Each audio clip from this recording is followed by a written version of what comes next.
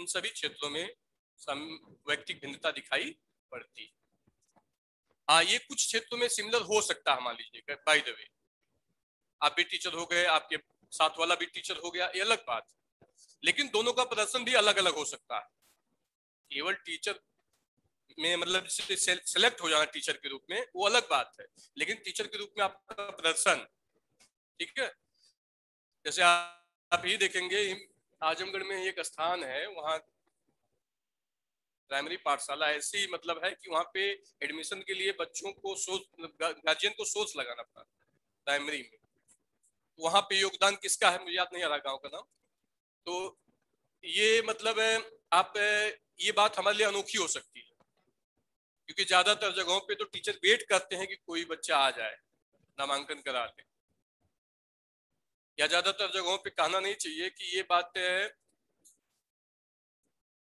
Teacher ऐसे ही चला रहे हैं, आधे नाम फर्जी चल रहे हैं, ठीक है। अगला देखिए, एक प्रश्न और देख लीजिए। बाल मनोविज्ञान के आधार पर कौन सा कथन सर्वोत्तम है? सारे बच्चे एक जैसे होते हैं, प्रत्येक बच्चा विशिष्ट होता है, कुछ बच्चे विशिष्ट होते हैं, कुछ बच्चे एक जैसे होते हैं।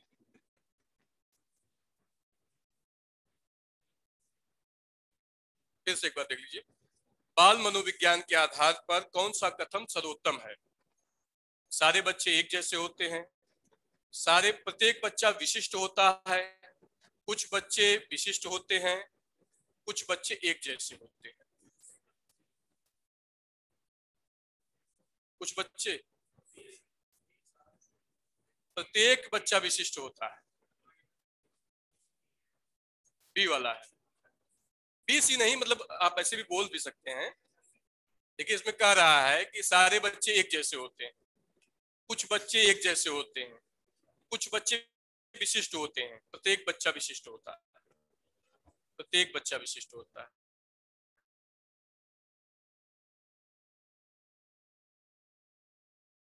आपको बार बार हमने बताया कि प्रत्येक बालक संपूर्ण धरा पर नहीं कोई है, ठीक है।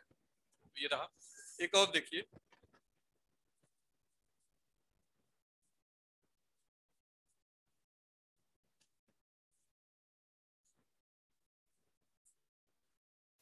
इसमें केवल यस और नो में उत्तर देना है, यहाँ कमेंट नहीं आ रहा, नहीं तो ये लोग कहेंगे कि समस्या ये है ना कि ये चल रही ऑनलाइन क्लास, सर कमेंट पढ़िए, यही है।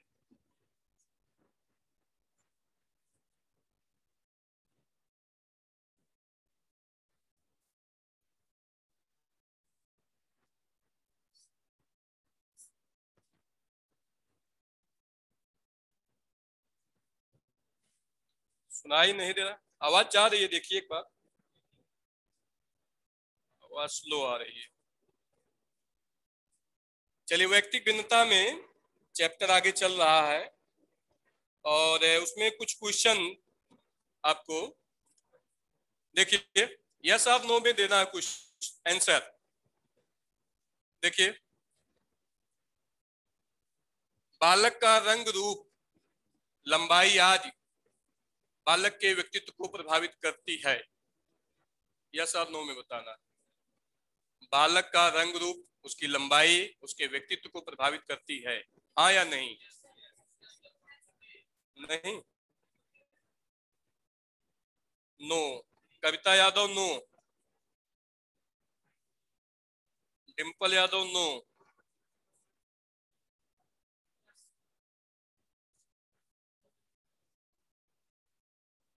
नो।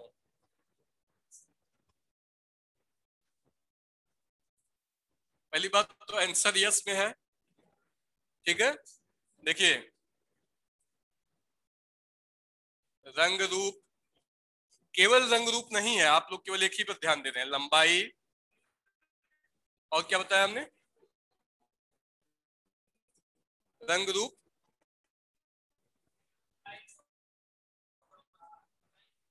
चलिए नहीं, यही है लंबाई, बस यही है। देखिए, आप का जो कद है सामान्य से अगर बहुत कम रहता है तो हमेशा दिमाग उसी में लगा रहता है, या एक इंफीरियरिटी महसूस होती है, अपने को एक छोटापन महसूस होता है लोगों के बीच। तो जब फील आपका जो ध्यान है उधर चला गया तो आप नकारात्मक जब अंदर आपके आने लगता है तो सकारात्मक चीजें बेहतर ढंग से बाहर नहीं आ पाती। एक बात एकदम जानते रहिए। रंग रूप है, मान लीजिए बहुत सांवले हैं या बहुत वो है, ठीक है, लोगों के बीच पहुंचे तो अगर आप उसको इग्नोर कर दे रहे हैं तब तो कोई दिक्कत नहीं है, लेकिन उसको अगर ध्यान में रख रहे हैं तब दिक्कत होती है। ठीक है, तो ये व्यक्तित्व को प्रभावित करने वाले कारक हैं, यद्यपि बहुत महत्वपूर्ण कारक नहीं। आप दुनिया में कई सारे लोगों को देखेंगे, जैसे स्टीफन हॉकिंग भूगोल वेत्ता और जो है अंतरिक्ष विज्ञानी, वो पूरे जीवन अपने ज्यादातर समय एक गंभीर बीमारी से पीड़ित रहे, होने के बाद भी उन्होंने बहुत अच्छा प्रदर्शन किया। तो ऐसा नहीं है कि हमारे में अगर कोई दोष है तो हम केवल उसके वशीभूत होकर अपना जीवन समाप्त कर लें या अपने को जो है उसी में हाँ कोसते रहे, ऐसा नहीं। कोई कमी है तो कई सारी अच्छाइयां भी हैं, और ये रंग रूप की लंबाई की ये कोई बहुत जरूरी नहीं है कि चल जाता है, लेकिन यहाँ प्रश्न के रूप में है तो प्रश्न के रूप में आप कहेंगे कि प्रभावित करता है। ठीक है, अगला देखिए, वंशानुक्रम वैयक्तिक भिन्नता का कारण है या नहीं? मुख्य कारण कल अभी बताया था आपको, दो तो मुख्य कारण है, कई सारे कारण हैं, लेकिन वंशानुक्रम और वातावरण ये दोनों वैयक्तिक भिन्नता को प्रभावित करने वाले या वैयक्तिक भिन्नता के मुख्य कारण हैं। ठीक है, अगला देखिए,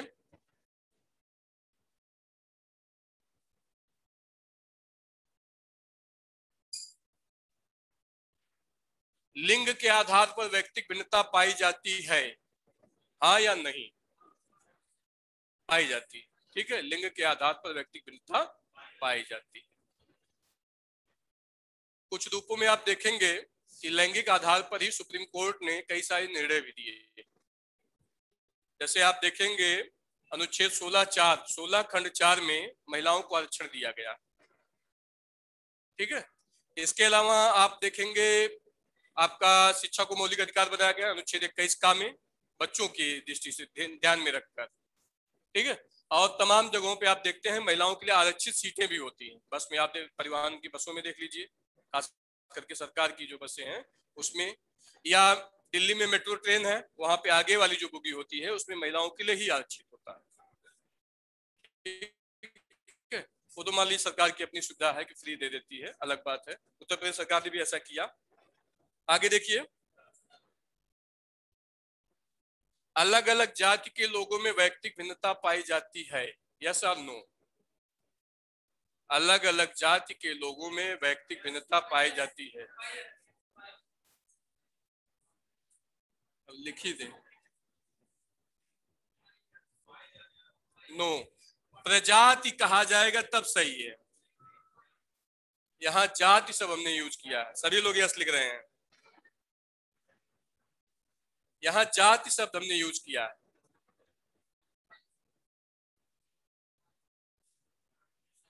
पाई जाती है वो नकारात्मक है, यहाँ बात आप करेंगे सकारात्मक।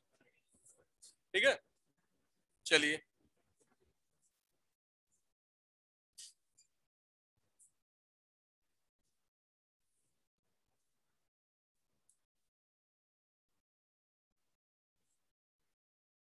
चलिए अच्छा ही रहने देते हैं, आगे अब आ जाते हैं मेन चैप्टर पे। कल क्या चल रहा था?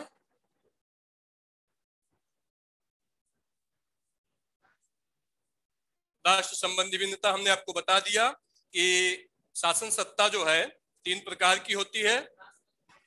हाँ, राजतंत्र, लोकतंत्र और कुलीन तंत्र, जिसमें लोकतंत्रीय व्यवस्था सबसे अच्छी मानी गई है। और आप ये भी जानते रहिए कि आपका जो कक्षा है वह भी लोकतांत्रिक होनी चाहिए। लोकतांत्रिक का मतलब बालक जो है ये सर्वोपरि है। शिक्षक के लिए बालक कौन है? सर्वोपरि है।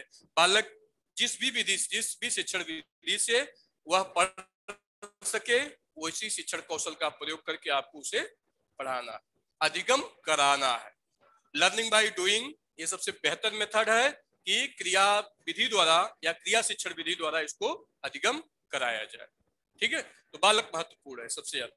लोकतांत्रिक कक्षा का मतलब ये होता है कि बालक जो है सर्वोपरि है। शिक्षक केंद्रित शिक्षा जो है वह अब मामला वो चला गया, अब उसकी बात नहीं होगी, अब बाल केंद्रित शिक्षा की बात होगी। मनोविज्ञान की सबसे बड़ी देन भी यही है। ठीक है, चलिए आगे देखिए, अगला पॉइंट लिखिए, गत्यात्मक योग्यता में भिन्नता।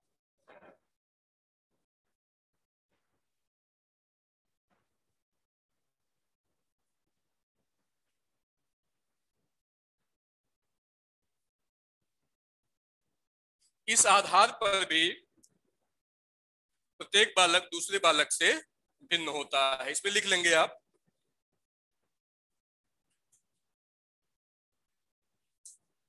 हाँ बता देते हैं। देखिए, गत्यात्मक का मतलब ही होता है शारीरिक शरीर संचालन।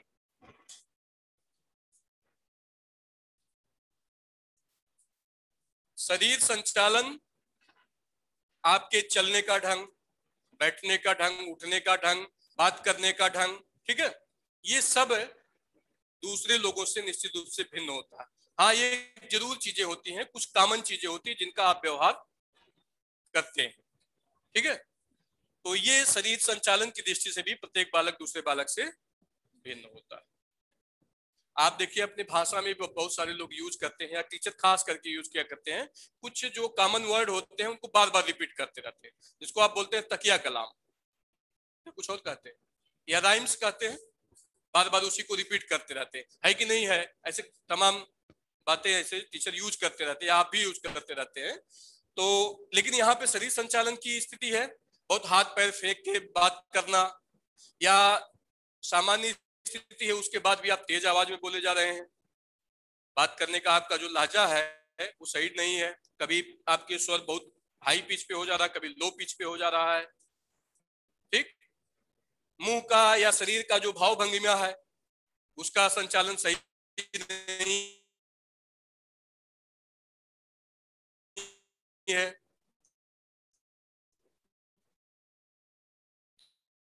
ठीक, सही नहीं है, कॉमन हो चीजें होती हैं जिनको लोग फॉलो करते हैं, वो क्या है, एक सिस्टम है, उस सिस्टम के अनुसार सभी को रहना चाहिए, वो अलग बात है। चलिए अगला देखिए, लिंग भेद हो गया, सांस्कृतिक भिन्नता लिखवा दे इसमें, अच्छा लिख लीजिए, लिखिए, एक मनोवैज्ञानिक भी हैं, इसमें लिख लीजिए, क्रो एंड क्रो के अनुसार, इसमें लिखेंगे पहले वाले में, इसी में लिखेंगे, क्रो एंड क्रो के अनुसार शारीरिक क्रियाओं में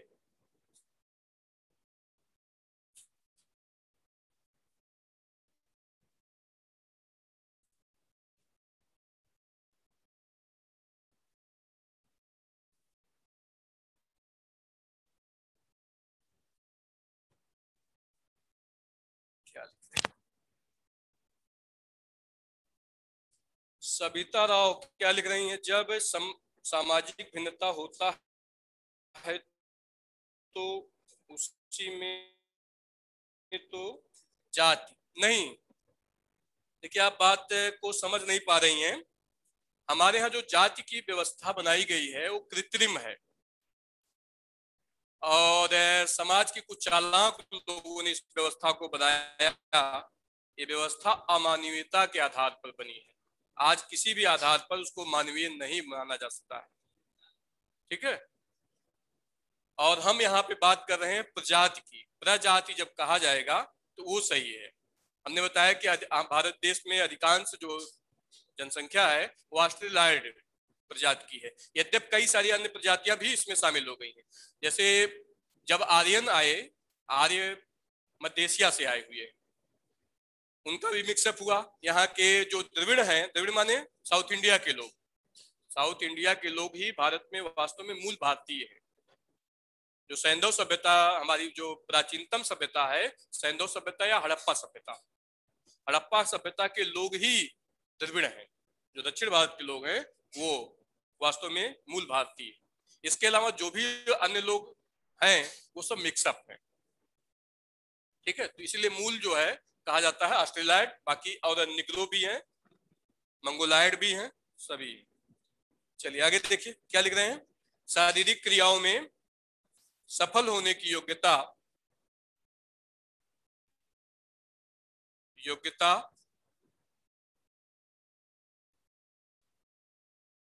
वैयक्तिक आधार पर, शारीरिक क्रियाओं में सफल होने की योग्यता वैयक्तिक आधार पर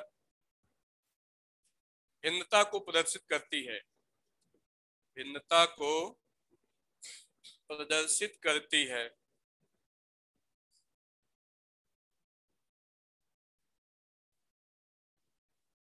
मुनीता देखिए फिर से बोल दे रहे हैं, शारीरिक क्रियाओं में सफल होने की योग्यता, शारीरिक क्रियाओं में सफल होने की योग्यता वैयक्तिक भिन्नता को प्रदर्शित करती है।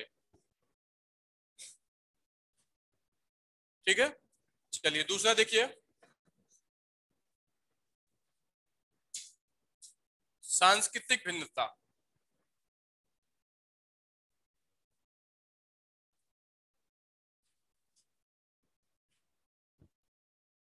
सांस्कृतिक भिन्नता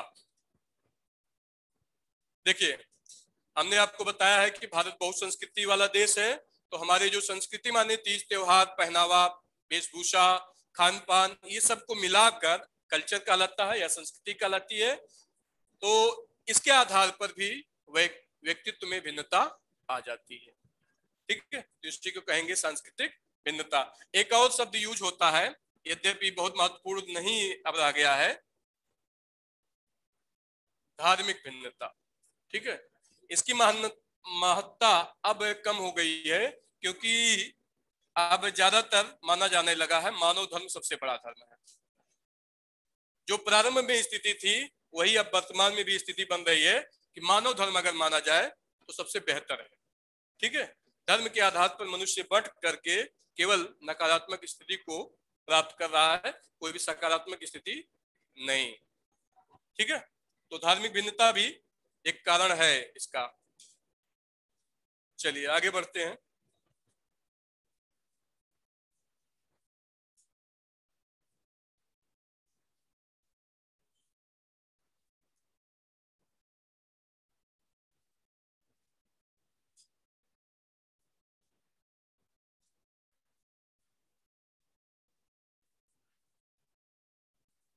हाँ, सब लिखेंगे तो कितना लिखेंगे।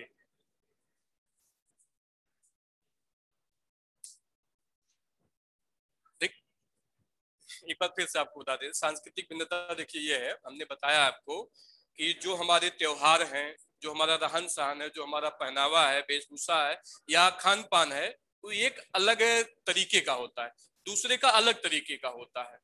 तो इसके संपूर्ण रूप को कहा जाता है संस्कृति। ठीक है, तो बहुसंस्कृति वाला देश हमारा है, तो उसका प्रभाव भी हमारे व्यक्तित्व पर पड़ता है। एक सेंटेंस में लिख लीजिए, विभिन्न क्षेत्रों, हाँ ज्यादा लिखने पर मामला जो है ना बोरिंग हो जाता है। लिख लीजिए, विभिन्न क्षेत्रों में, जिसको लिखना है लिख लीजिए, विभिन्न क्षेत्रों में सांस्कृतिक भिन्नता, विभिन्न क्षेत्रों में अलग अलग संस्कृति, अलग अलग संस्कृति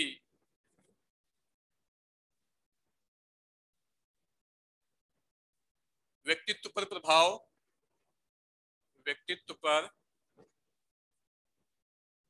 प्रभाव डालती है, जो कि बाल विकास को प्रभावित करती है, जो कि बाल विकास को प्रभावित करती है।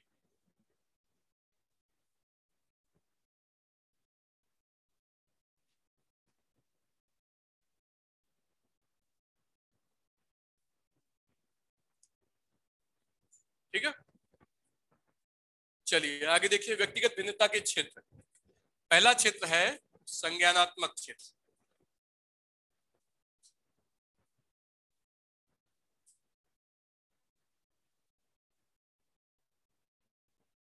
संज्ञानात्मक क्षेत्र देखिए,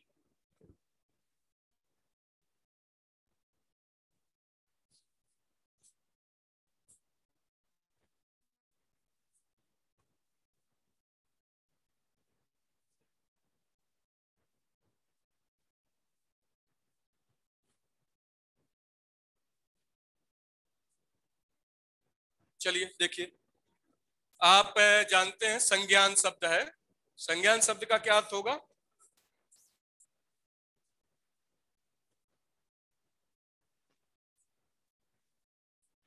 रागिनी। हमने सामाजिक भिन्नता बता दिया पहले ही। चलिए देखिए, संज्ञान, संज्ञान में क्या क्या चीजें शामिल हैं बताइए, बोलते भी रहिए कुछ। हाँ, चलिए, बुद्धि है,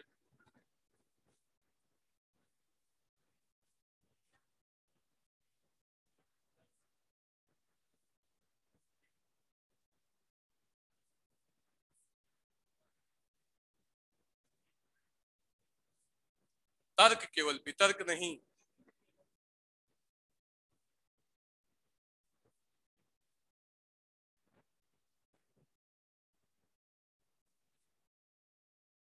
चिंतन है। ये सारी चीजें मिलकर संज्ञान बनती, ठीक है। बुद्धि सबसे बड़ी महत्वपूर्ण चीज है, बुद्धि। बुद्धि रहेगा तो चिंतन करेंगे, और चिंतन जब करेंगे तो तर्क करेंगे। तो तर्क के आधार पर सही चीज का आकलन और एक धारणा या एक बिंब अपने मस्तिष्क में बनाएंगे, फिर जाके निर्णय लेंगे आप, ठीक है। तो ये जब निर्णय लेंगे तब कहलाएगा संज्ञान। इसीलिए हम कभी कभी कह भी देते हैं कि ज्ञान के व्यवस्थित क्रम को संज्ञान कहते हैं। ज्ञान के व्यवस्थित क्रम को संज्ञान कहते हैं। ज्ञान आप अपना व्यवस्थित कब कर पाएंगे?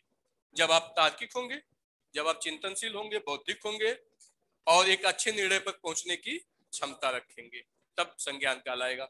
आप संज्ञानात्मक शब्द का यूज जो है कोग्निटिव कहलाता है अंग्रेजी में।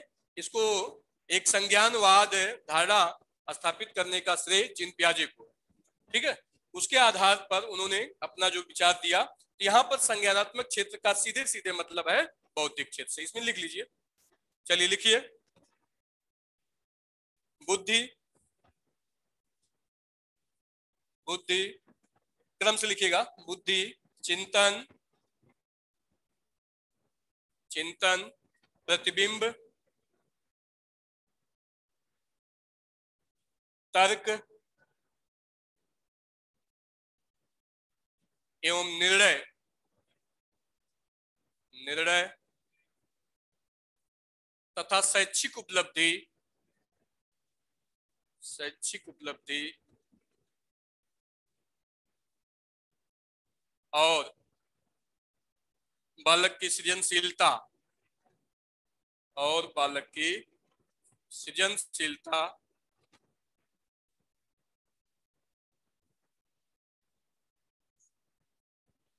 उसके व्यक्तित्व, उसके व्यक्तित्व को एक भिन्न व्यक्तित्व,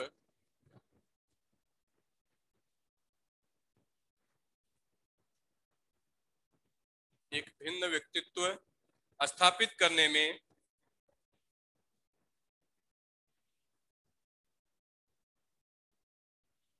स्थापित करने में महत्वपूर्ण भूमिका, महत्वपूर्ण भूमिका निभाते हैं।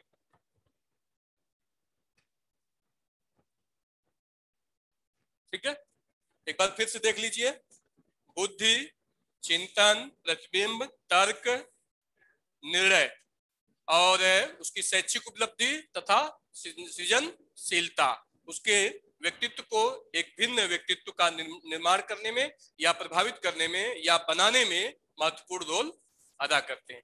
तो किसी भी बालक के बालक को जानने के लिए उसकी संज्ञानात्मक स्थिति को जानना महत्वपूर्ण है। और सबसे पहले क्या देखेंगे, उसमें बुद्धि है या नहीं है। जब बुद्धि ही नहीं होगी तो तर्क भी नहीं होगा, चिंतन भी नहीं होगा, और निर्णय तो कतई होगा ही नहीं। तो सबसे पहले क्या देखेंगे, बुद्धि।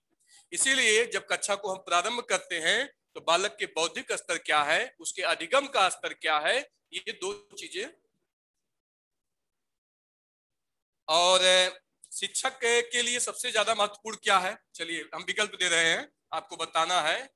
ए बुद्धि, बी समझ, सी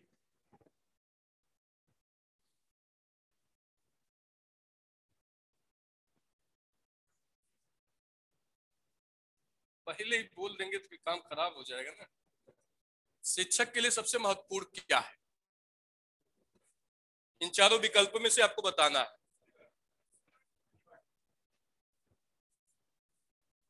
सबसे महत्वपूर्ण क्या है, डी।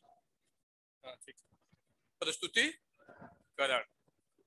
भले ही आपके पास कम बुद्धि हो, कम समझ हो, कम जानकारी हो, लेकिन जो कुछ जानते हैं उसको सही ढंग से सामने वाले को समझा बता पा रहे हैं, ये बेहतर है। जैसे ए पर्सन और बी पर्सन, ए के पास बुद्धि कम है, समझ भी कम है, ज्ञान भी, जानकारी भी कम है, लेकिन उसके बाद भी ए जो है बताने में सक्षम है। अरे जो जानकारी है वो तो बताएगा, कम से कम वो हम बता ले जा रहे हैं आपको, माने थोड़ा ही हम जानते। जैसे आजमगढ़ के बारे में हम कुछ बातें जानते हैं, थोड़ी सी बातें, वो हम आपको बता ले गए। आजमगढ़ के बारे में आप बहुत सारी बातें जानते, लेकिन उसी में पहले ही नकारात्मक बात बता दिए, या फिर उसको सही ढंग से बता नहीं पाए, हम समझ ही नहीं पाए। पहले आप मऊ के बारे में बताने लगे, बलिया के बारे में बताने लगे, और तमाम सारी बातें, हम उसी में उलझ गए। हम उलझ क्यों गए, ये आप जान ही नहीं पाए। भाई हमारा बौद्धिक स्तर क्या है, ये भी तो आपको जानकारी होनी चाहिए। इसीलिए शिक्षक को सबसे पहले क्या है, बच्चे का बौद्धिक स्तर, उसके अधिगम का स्तर, ये दो चीज जानना होता है। और तीसरा जो जानना होता है, उसके वातावरण, किस वातावरण से उछलकर आया है। ठीक है, इसके बाद आप अपना शिक्षण क्रिया को सही ढंग से संपादित कर पाएंगे। चलिए अगला देखिए, दूसरा जो है भावात्मक क्षेत्र। पहला हो गया संज्ञानात्मक क्षेत्र,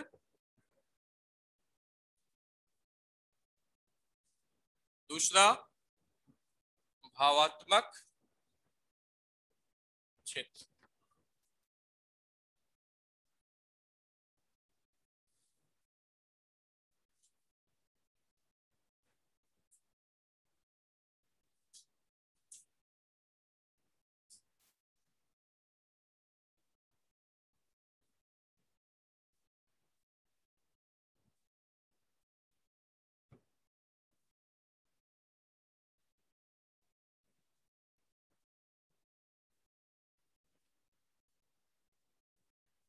चलिए देखिए, एक एक देखेंगे। अभिवृत्ति या इसी को हिंद दूसरी उसमें दृष्टिकोण कहते हैं, या अंग्रेजी में बोलेंगे एटीट्यूड। एटीट्यूड, अभी क्षमता को एप्टीट्यूड कहते हैं। ट्यूड है रुचि, इंटरेस्ट ही है, स्पेलिंग सही है, इंटरेस्ट। ठीक है, चलिए देखिए, अभिवृत्ति का या दृष्टिकोण का जो निर्माण हमारे मस्तिष्क में होता है, यह कैसे होता है।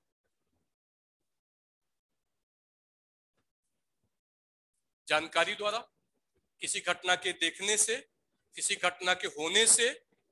ठीक है, मतलब कुछ न कुछ ऐसी क्रिया संपादित होती है जिससे हम अपने दृष्टिकोण का निर्माण करते हैं। तो जो दृष्टिकोण बनता है वो हमेशा विद्यमान रहता है, उसमें परिवर्तन संभव है। कुछ बोलते रहिए, दृष्टिकोण में परिवर्तन नहीं होता, होता है, निश्चित रूप से होता है दृष्टिकोण में परिवर्तन। भाई किसी के बारे में आपने नकारात्मक जाना, जीवन भर नकारात्मक ही बने रहेंगे? अगर जब हमें सकारात्मक जानकारी हो जाएगी और उसका जो जहां से जानकारी हो रही है स्रोत प्रमाणिक है, तो हमें अपने दृष्टिकोण में परिवर्तन निश्चित रूप से कर लेना चाहिए या करना चाहिए या होना चाहिए। लेकिन आप एकदम मान के बैठे हैं कि नहीं जो हम जानते हैं वही सही है, तब गलत जाएगा। ठीक है, हम जो कुछ भी दृष्टिकोण बनाते हैं उसमें बुद्धि भी शामिल है और हमारा हृदय भी शामिल है। दूसरी बात अभिक्षमता की कर लेते हैं, लिखा नहीं रहे हैं, ऐसे समझ लीजिए। अभिक्षमता, अभिक्षमता माने कार्य करने की क्षमता। तो शारीरिक कार्य करने की क्षमता, मानसिक कार्य करने की क्षमता, ठीक है, और सांवेगिक क्षमता, ये तीन प्रकार की क्षमताएं होती हैं और तीनों को मिलाकर बोलते हैं अभिक्षमता। तो प्रत्येक व्यक्ति की कार्य क्षमता अलग अलग होती है। ठीक, अगला देखिए अभिरुचि। सभी लोगों की अभिरुचियां जो है अलग अलग होती है। मनोविज्ञान में ये शब्द जो है अभी शब्द अलग से जुड़ गया है, उसका रुचि ही कहेंगे, लेकिन मनोविज्ञान की दृष्टि से अभिरुचि मनोवैज्ञानिक शब्द है अभिरुचि। रुचियां भी हमारी वातावरण से प्रभावित होती हैं। भाई हमारे वातावरण में जो चीजें हैं उसके प्रति हमारी जो इच्छा है वो ज्यादा होगी। जिससे हम परिचित ही नहीं है उसके प्रति क्या रुचि होगी? हाँ, उससे जब परिचित हो जाएंगे रुचि बन सकती है या बिगड़ भी सकती है कि नहीं वो ठीक नहीं है। ठीक, इसके अलावा देखिए, लिख लीजिए, इसको बना लीजिए।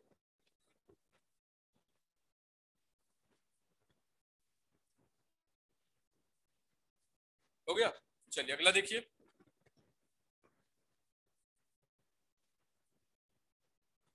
अभिप्रेरणा, मोटिवेशन।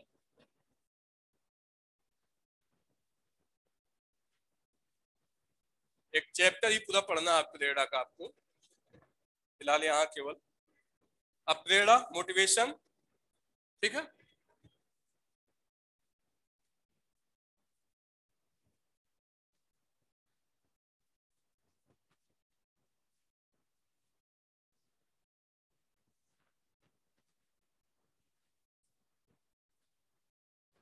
चलिए एक प्रश्न है, देखिए।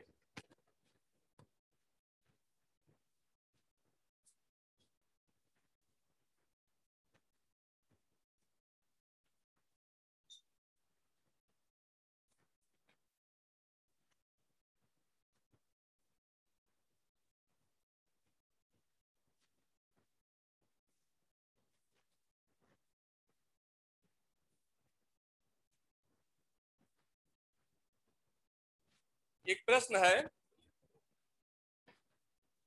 किसी भी कार्य करने किसी भी कार्य को करने के लिए सबसे आवश्यक क्या है? इनमें से सबसे आवश्यक क्या है?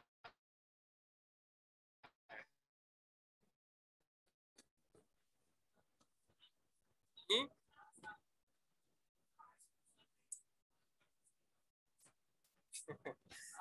किसी भी कार्य को करने के लिए सबसे आवश्यक क्या है इनमें से?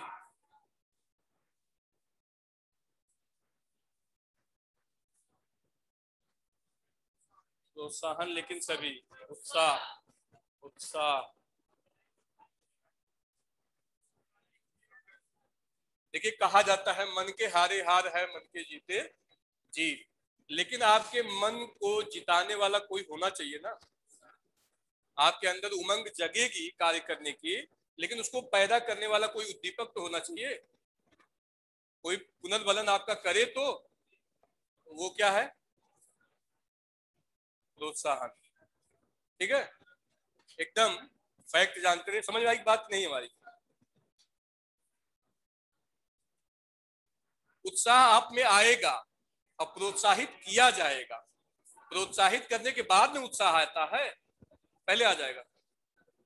जैसे मान लीजिए आप पढ़ाई से उब चुके हैं कि अब पढ़ने की इच्छा नहीं है, लेकिन उसके बाद भी कोई कहे नहीं लक्ष्य तो करीब आ गया है, इतना पढ़ लिया है, थोड़े से और मेहनत की जरूरत है, तो आप में एक ऊर्जा का संचार होगा कि नहीं?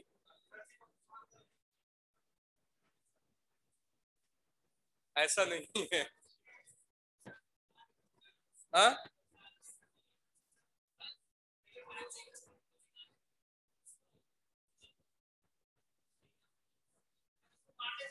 लेकिन मन के आपके आपका मन ही आपको उत्साहित करता है।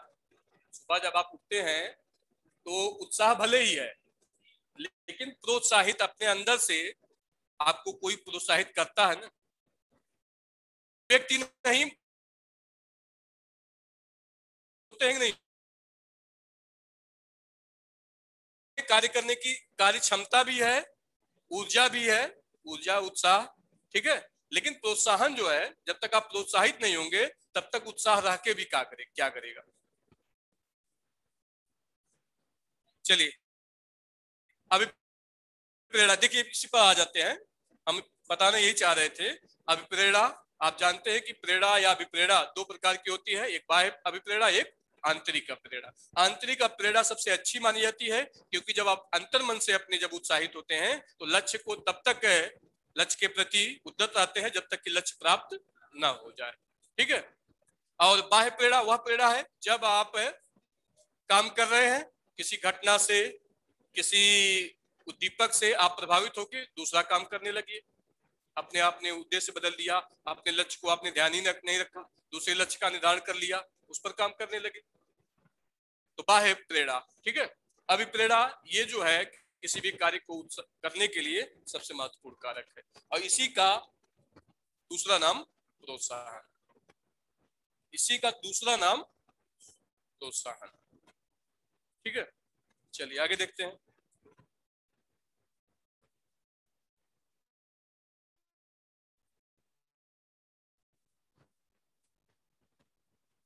अभी प्रेरणा हो गया, आगे देखिए जीवन मूल्य।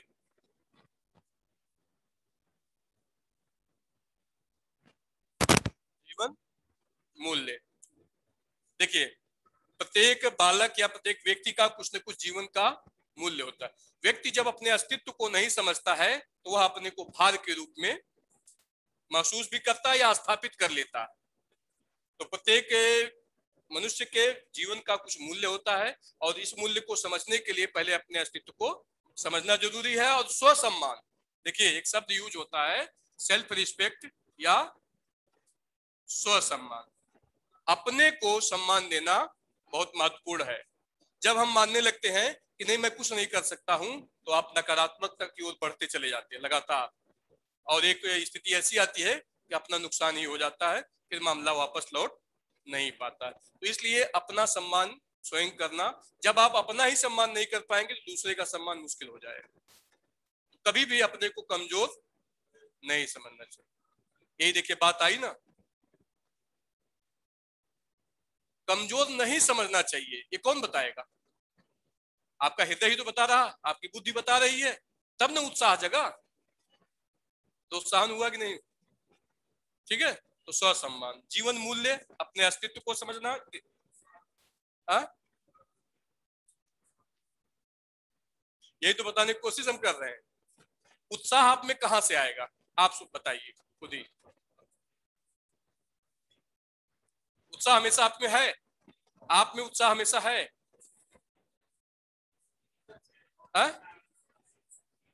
सिचुएशन के अकॉर्डिंग है ना, सिचुएशन कहां से पैदा हो रही है, कोई ना कोई उसके उद्दीपक है ना, कोई ना कोई कारक है, कोई ना कोई घटक है कि नहीं घटक है, अचानक उत्साह आ गया। नहीं नकारात्मक नहीं जाइए, नका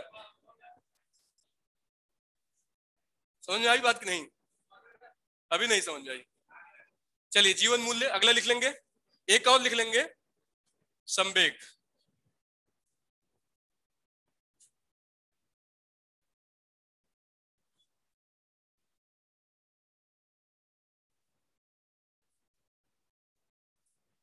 संवेग, चलिए संवेग के बारे में आपको बता ही दिया गया है। संवेग क्या है? इमोशन, इसको अंग्रेजी में बोलते हैं। और संवेगों की संख्या कितनी है? 14। वाटसन ने बताया था कि शैशवावस्था में 4 प्रकार के संवेग पाए जाते हैं, भय, प्रेम, पीड़ा और क्रोध।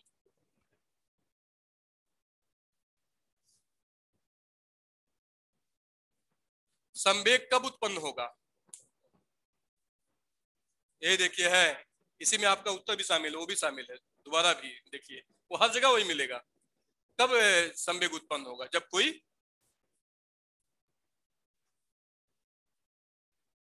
उद्दीपक होगा। बिना उद्दीपक के संवेग का जन्म हो ही नहीं सकता है। और संवेग जन्म कहां से लेता है? बोलिए, पढ़ नहीं रहे आप लोग ध्यान से।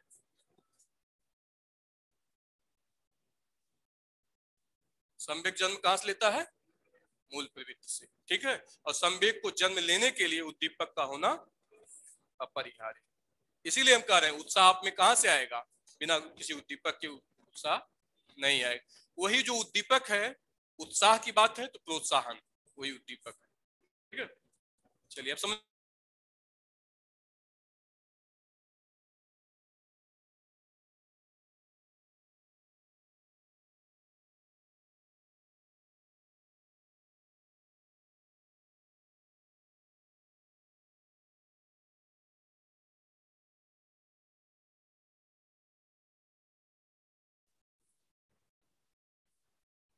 टाइम तो नहीं हो गई ना? हो गई? थोड़ा देर देख लीजिए।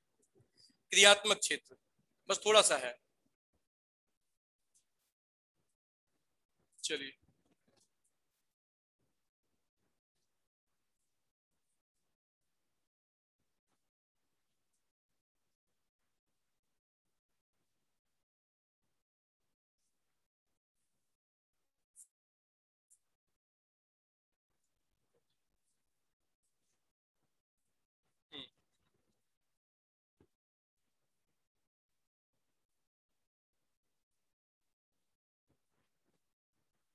क्रम से है तीनों।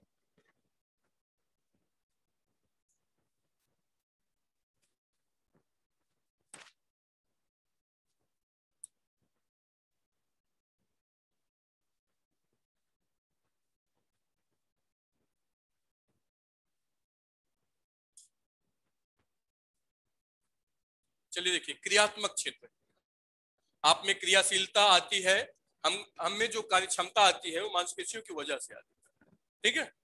मांसपेशियां अगर पुष्ट हैं तो शारीरिक सहन शक्ति आपकी ज्यादा होगी, और शारीरिक सहन शक्ति ज्यादा होगी तो शारीरिक क्रिया भी ज्यादा, ठीक है। तो कुल मिला के इन सब का कंप्लीट होने पर ही आप क्रियात्मक क्षेत्र में सही ढंग से कार्य कर पाएंगे, और जब सही ढंग से कार्य कर पाएंगे वही आपके व्यक्तित्व का सही ढंग से विकास होगा, और दूसरे अन्य व्यक्तियों से आप भिन्न होंगे।